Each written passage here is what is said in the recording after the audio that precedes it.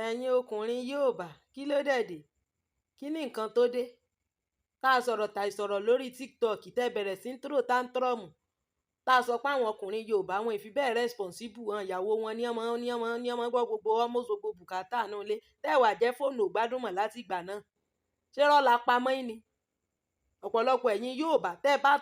bá to hierarchy gbogbo ẹ̀yà three predominant tribe ní nàìjíríà yorùbá haúsá ìgbò tẹ́ bá tó by rank ẹ̀yin ọkùnrin yorùbá ẹ̀ ní rank when it comes to pé kéèyàn tọ́jú ìyàwó kẹ́ bá bìràbìnà sí yín lọ èèyàn wà ní sí ìparí iṣó ta ìparí iṣó ẹ ti máa pè ẹ ti pẹ́ ẹ ìwà responsible nílẹ̀ yíbò nu yíbò lèmi ti Anambra lèmi ti sìnjọba nílẹ̀ yíbò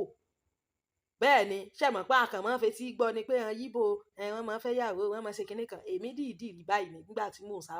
gbogbo bí wọ́n ṣe mọ́ tí wọ́n bá fẹ́ ń gbẹ́ pé travel ló ń bright price wá ń bí wọ́n bá ti mú bí 1000 tí wọ́n fi inú envelope wọn ó tún dá padà fún wọn náà ọ̀tọ̀ ọmọ wọn ó fún ọlọ́mọ lọ́fẹ̀ẹ́ the act or habit of returning dowry yìí gan ó yẹ kí wọ́n abolish ẹ̀ nílẹ̀ Yorùbá torí oògùn tá a bá ti fowó ṣe ẹ̀yìn àrò ní máa gbé òun ló fà tẹ́ fi bẹ̀rẹ̀ sí kápá kanga bí apá àjàpá ọ̀pọ̀lọpọ̀ yín ìyàwó ní ń bọ́ yín nínú ilé ọ̀pọ̀lọpọ̀ yín ẹ̀ wúlò ẹ̀ wà responsible kì í sì ṣe main topic tá à ń discuss gan nìyẹn ọ̀rọ̀ ló kàn ọ̀rọ̀ woman kan ló pè wọlé tán narrate àwọn story wọn wípé àwọn làwọn ń gbọ́ bùkátà alé táwọn wà responsible mo dẹ̀ sọ fún wọn mo ní àyẹn omi mo ní most àwọn Yorùbá men pé wọn ì sábà wà responsible ọkùnrin Yorùbá tó bá wúlò tí ń gbọ́ bùkátà alé exception ni exceptional man nìyẹn percentage wọn okay in Nigeria now when you talk of percentage ní Nigeria sìn wọ́n á ní people are suffering majority are suffering kẹ́ ẹ tó sọ wípé ẹnìkan àwọn kan wọ́n ìtọ́jú ìyàwó kò mí ìpá àwọn kan wà tí wọ́n máa ń kò mí ìpé kò sí àwọn tó ń tọ́jú ìyàwó bẹ̀ kí ni percentage tẹ́ bá sọ pé àwọn kan báyìí majority case tó bá fún ẹ ní 1 out of 10 1 out of 15 1 out of 20 wàá generalize ni now and you will give room for exception ọkùnrin Yorùbá tó bá ń tọ́jú ilé tí ń gbọ́ bùkátà tó ṣe pé ìyàwó ẹ̀ ò ní fowó ra magí nínú ilé rẹ̀ is an exceptional man exception ni majority so ìgbà tí nǹkan tó ti overtake tó ti overshadow okay ọkùnrin 80 ni ò tọ́jú ilé ọkùnrin 20 ló ń tọ́jú ilé ṣé wàá lè sọ pé ọkùnrin Yorùbá ń tọ́jú ilé bẹ́yẹn à ń sọ fún pẹ́yìn ọkùnrin Yorùbá yìí tó bá wúlò nù yín ó exceptional ni ẹ wá ń sọ pé kinní kan irọ́ náà ń pa ẹ̀rọ bá kàn díjú à ń là wá ń sọ̀rọ̀ Ìgbò àwọn bá ń sọ àwọn tribe tó ń tọ́jú ìyàwó tó ń wà responsible tẹ́ bá ti mú Ìgbò kẹ́ mú Haúsá sincerely ìgbà tí mo lọ síjọba ń gbà yẹn táwọn èèyàn tó ń sọ nípa àwa Yorùbá pé àwa láti ẹ̀ kí ń value ara wa jù to be sincere pé èèyàn ò fún ọmọ lóyún lọ́dọ̀ wa yé mọ̀ra ní ọmọ lè gbàyà yóò wà bímọ tán ẹ̀ wà gbọ́mọ fún un yóò wà lóhun ò fẹ́ yà pé ọ̀dọ̀ àwọn tó bá ti gbàyè gbọ́mọ ò gbàyà tó bá ti lè fẹ́ yà ò fọmọ náà nù ọmọ yẹn ò lè jẹ́ sọ́ọ̀nì èmu ẹ live and direct the pikin no fit bear your name ibi ẹ fọmọ lóyún tán ẹ lè ọmọ tó bí lẹ́yìn fẹ́ ní fẹ́ yà ẹ mọ̀ bó ṣìròbó ìyà pẹlẹbẹ kiri ẹ mọ̀ bá kiri ilẹ̀ náà ni wọ́n fi mọ́ bá yé yín jẹ́ ìmí inú yín wọ́n rún ayé yín kanrin ni ẹ wà lánú gbàgàdà bí ilẹ̀kùnlé ńlá ẹ ní wọ́n lo orí yín wọ́n lo wárísìkì yín wọ́n lo wárísìkì yín ṣe bẹ́ẹ̀ yín fúnra yín lẹ̀ wúlò yes nǹkan tó yẹ kó o ṣe tó transfer séyàn mi gbogbo ìbùkún tó yó wánú fámìlì ọ̀dọ̀ obìnrin ní ọmọ lọ àwa sọ wípé ọkùnrin Yorùbá wọn ìtọ́jú ilé ẹ wá jẹ́ fóònù òsinmi ẹ wá jẹ́ fóònù ọ̀gbádùn kí ló wá kàn mí bẹ́ẹ̀ ṣe mọ́ tọ́jú iléeṣẹ́ wúlò ṣe responsible ni lẹ́yìn òbò èwo lọ kí ló tún lọ́pọ̀lọpọ̀ yín mọ̀ lẹ́yìn ọkùnrin Yorùbá lẹ́yìn kẹ́ẹ̀dóbò what else do you know jọ̀ tẹ́ bá rí àwọn Yíbò ẹ rí ọkùnrin wọn lókàn lè wọ jacket and trouser tẹ́ bá rí ìyàwó ẹ̀ ara wọn máa ń dán bí ẹ̀yìn ayán ni ẹ̀yàn wà dé ẹ̀mọ̀ kápá kanga bí apá ń tá a mọ̀ tá a gbúdọ̀ dákọ ẹ wà sẹ́ pé ní wọ́n sọ pé Yorùbá responsible ṣe responsible ni Haúsá gbogbo àwọn Haúsá tó ń ta èso tó ń fi wheelbarrow tó ń fi máa ń ti àwọn date palm àwọn àjẹmumi tí wọ́n máa ń tàwòrò bò don't underestimate them if you see their wife you go dey surprised there is one this Haúsá tí mo máa ń rata lọ́dọ̀ ẹ̀ báyìí tó jẹ́ customer mi mo dé ṣọ́ọ̀bù ẹ̀jọ́ náà mi ìbá ń ṣọ́ọ̀bù mo bá rí lady kan tó jókòó bẹ́ẹ̀ pẹ̀lú ọmọ ródóródó méjì mo wá wò pé ẹni yóò sì ń ṣọ́ọ̀bù àwọn bá ló lọ kírun ni kí n dúró de nǹkan kan ẹni yẹn dẹ̀ fáyìn èmi sì dókòó tí àjọ ń gist tó ní wọn mọ́ láì kíkẹ́ èèyàn ọmọ fáyìn tèmi aṣáájọ ń gist àjọ ń sọ̀rọ̀ kò pẹ́ ló bá kírọ̀sì mọ́ títì ló dé ló bá ní customer sorry o I go pray abáṣá àjọ tó ló bá sọ fún mi pé àtò ìyàwó òun rèé o mo ní na your wife be this is your wife ó surprise mi tẹ́ ẹ bá rí woman yẹn bó ṣe fine ó dúdú tán ni ó wá rọra lo nose ring ó rọra lu mú ẹ̀ ó fi ríǹgì sí pointed nose tó beautiful gbogbo skin ẹ̀ ó fresh pa bó ṣe dúdú náà ló ṣe ń dán ẹ lè rí ọwọ́ ọ̀yà kankan báyìí lára rẹ̀ bẹ́ẹ̀ ni mo sọ fún yín mo ló ga o mo ní ó níṣẹ́ mo mọ̀ pé kì í jáde pé inú ilé ní máa ń wà pé ó wá gba nǹkan gan níbí ni tí yóò lò nílé ló ṣe bọ́ sí ìta lẹ́nu very beautiful àwọn ọkọ wọn máa hustle tán máa ṣiṣẹ́ bíi jàkáà ni because pé wọ́n fẹ́ tọ́jú ilé bẹ́ẹ̀ sì làwọn tribe míì náà tán kì í ṣe three predominant tribe yìí àwọn all other tribe náà Yorùbá yìí nìkan náà ni ẹ rí àwọn ọmọbìnrin tí wọ́n jẹ́ ará ibòmíì tí wọ́n wá fẹ́ àwa Yorùbá wọ́n mọ̀ surprise èmi ní Haúsá mo ní Ìgbò mo ní Yorùbá tó jí obìnrin tí wọ́n fẹ́ Yorùbá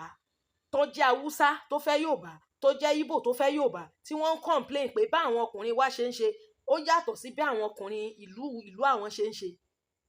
yes obìnrin bá ti lè fowó ara ẹ̀ ṣe nǹkan báyìí wọ́n relax ni pé kọ́mọ ṣe lọ wọ́n máa sùn wọ́n máa jí obìnrin wọ́n máa bú wọn wọ́n máa kápá kànga wọ́n bá wá ń sọ̀rọ̀ ìyàwó méjì wọn náà máa ná ọ̀fẹ́ ìyàwó méjì fẹlá ní kúlápó ni tí ẹ fẹ́ ara yín ti ẹ̀kan sóòótọ́ ọ̀rọ̀ ẹ̀yin ọkùnrin yóò bá ẹ responsible òbò nìkan lẹ́mọ́ dó kí ń responsible nínú ilé ṣó ti yẹ yín bẹ́yẹn kẹ́ ẹ lọ change àwa ṣe sóòtán èèyàn wa wá já drink water and put cup down àmọ́ ṣe pé mi ṣe bá ìyàwó yín náà ní ẹ pé sórí programu ṣé mi wà ń bẹ́ẹ̀ ni àbẹ́mi wà nínú ilé yín tí mo bá yín gbé nínú ilé mo béèrè wò yóò bá ọkùnrin tó bá responsible he is exceptional he is an exceptional person sincerely we are not here to discredit anybody we are just keeping it real okay iná mọ́tò ni we are only keeping it real yáà ni ṣé ẹ rántí wọn tó máa ń ṣe bí ẹ ń fẹ́ náìsì díẹ̀ náà yóò bá tí wọ́n ṣe bí wọ́n bí wọ́n ṣáìdì hàn Èkìtì wọn Oǹdó hàn Èkìtì ń tiẹ̀ sí hàn sí wà mànéjébù ṣé ẹ rántí ọ̀dárì mi ní wọ̀ yẹn àfẹ́ni ọba rò orí ọ̀fẹ́ gbà ọlọ́ọ̀bá ń gbọ́ yóò gan náà gan kọ́mọ́kàn dàbí wọn kàn ṣe pẹ́rẹ́ díẹ̀ wọn náà ṣẹ́ra wọn náà ni ní tí sì máa ń fà láti bẹ̀rẹ̀ pẹ̀pẹ̀ ibi ẹ ti fẹ́ yàwó ṣóye yín báyìí ẹ fẹ́ yàwó ṣù tẹ́ ẹ kó wá gan òpè envelope gan wóróbolówó tẹ́ ẹ kó nú ẹ̀ so kí wá ní ibo lẹ ṣe fẹ́ fálù ìyàwó tẹ́ ẹ fẹ́ kódà nígbà tẹ́mi tún rè sí ìjọba wọ́n tún jẹ́ kí n mọ̀ wípé bride price graduate ó yàtọ̀ sí ti school start pé tó bá fẹ́ obìnrin tó fẹ́ graduate ni ntọ́ kò wá ṣe nǹkan orí rẹ̀ ó yàtọ̀ sí school start girl mo ní kí a ló dé ṣe bí ìyàwó orí bẹ́ẹ̀dì náà gbogbo wọn pa ni wọ́n hand up sí ọ ní kíni sincerely ẹ máa ṣe bí ẹlẹ́bẹ̀ gẹ́ ẹ lọ change ọlọ́ọ̀bá ń gbọ́ ẹ lọ change wọ́n tó fi pé bóyá torí iṣẹ́ bọ́ lọ́rẹ̀ ọ̀wá jòkó lọ́nà pánasẹ̀ lóbìnrin wa ń bọ́ ọ ní bubẹ̀ ní nǹkan bẹ́ẹ̀ fún ọ ní nǹkan ran méjì fún ọ ní nǹkan nígbà bá yájọ ẹran kan ní òkú ní ọkàn ní ọmọ kan fún ọ bẹ́ẹ̀ ni ó ní ó ṣe mọ nǹkan bẹ́ẹ̀ fún ọ tí ọmọ tọ́ bẹ́ẹ̀ fún ọ tó ọmọ fẹ́ràn méjì fẹ́ràn mẹ́ta jẹ́ ńgbà tó fowó ọbẹ̀ lẹ̀ gbọ́ bá yá yóò di pọ̀n mọ́ gbọ́ bá yá kò ní sẹ́ran kan bẹ́ẹ̀ mọ́ bẹ́ẹ̀ ni wá bó ti tún lé ẹ ṣe bó ti wúlò tó wà responsible ọkùnrin míì ní ìsìn ìyàwó ní bá sanwó skul ọmọ ìyàwó ní bá gbọ́ bùkátà ìyàwó ní bá ṣe gbóní sanwó ilé ní ra sọ́sọ́ nǹkan fún rẹ̀ gan lọ́rùn láì sí pọ̀ ọ̀kan lápá tó ọ̀kan lẹ́sẹ̀ àwa láwọn ọkùnrin yóò bá responsible tẹ́ ẹ bá responsible sáà ní sọ ni àwọn tí wọ́n sọ gan ọ̀tọ̀ àwọn tí wọ́n sọ ọ̀tọ̀ àwọn tí wọ́n pè wọ́n rí ṣóò náà sọ èmi dẹ̀ bọ̀ dress ẹ̀ torí mo mọ̀ wípé I have a whole lot of evidence to back it up ẹ̀mí treat it as a topic èèyàn ní wọ́n pè wọ́n rí ṣóò tí wọ́n sọ tẹ́ wá ń pè lọ́tún tẹ́ ń pè lòsì tẹ́ ń sọ pé Yorùbá ọkùnrin Yorùbá ó responsible mélòó nù yín ló responsible ẹ lọ wọ àwọn ọlọ́dà tribe obìnrin ò ní fi owó ẹ̀ ra magí nínú ilé ẹlòmíì débi wípé tí obìnrin bá fowó ẹ̀ ra nǹkan gan yí ọkùnrin yóò tún ní òun ó san owó rẹ̀ padà fún un sincerely àìmọye àwọn èèyàn tí wọ́n tó jẹ́ pé bẹ́ẹ̀ ibẹ̀ ni wọ́n lọ́kọ sí tán mọ̀ sọ wípé ní bọ́n bá ra nǹkan báyìí gan-an àwọn mọ̀ wò wípé kí wá ní impact táwọn fẹ́ ní, kí ni input táwọn fẹ́ ní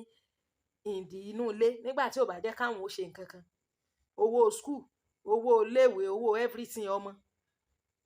Àwọn ọkùnrin tó ṣe pé obìnrin náà nìbọn gbọ́ bùkátà lé àwọn náà jí wọ́n kápá kanga bí apá àjàpá wọ́n sọ wípé àwọn wúlò. Ẹlòmíì ò fọmọ lówó oúnjẹ 500 ní ó fọmọ odidi oṣù kan oṣù méjì ọmọ ò ní gbowó mi mọ́. Àwa sọ pé ọkùnrin yóò bẹ́ẹ̀ gbé ọjọ́ ẹ bá ti má wúsá tẹ̀ mú yíbò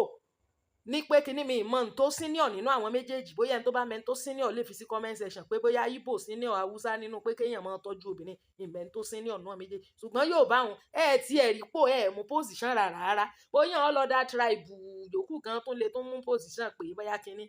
ọlọ́ọ̀bá ń gbọ́ ta bá ní ká tó by level of hierarchy and rank ní ránkì rárá when it comes to pé kéèyàn ò tẹ́ responsible nínú ilé lẹ́yìn yóò bá ọkùnrin yóò bá. àwa ń kí àwa ń sà wọn náà ò mẹ́ni ó kú àṣọ ọmọ alábọ̀ọ̀kà ọmọ àròkọ fẹ́ yẹjẹ wọn wá lákọ ló kún bábù sóbìnrin lábọ̀ọ̀kà ni àbókè obìnrin ròkó fẹ́ yẹjẹ èrè ìjókòó ẹ̀rẹ̀ ṣéǹjì go and change ó dẹ̀ ṣe jẹ́ nìyẹn.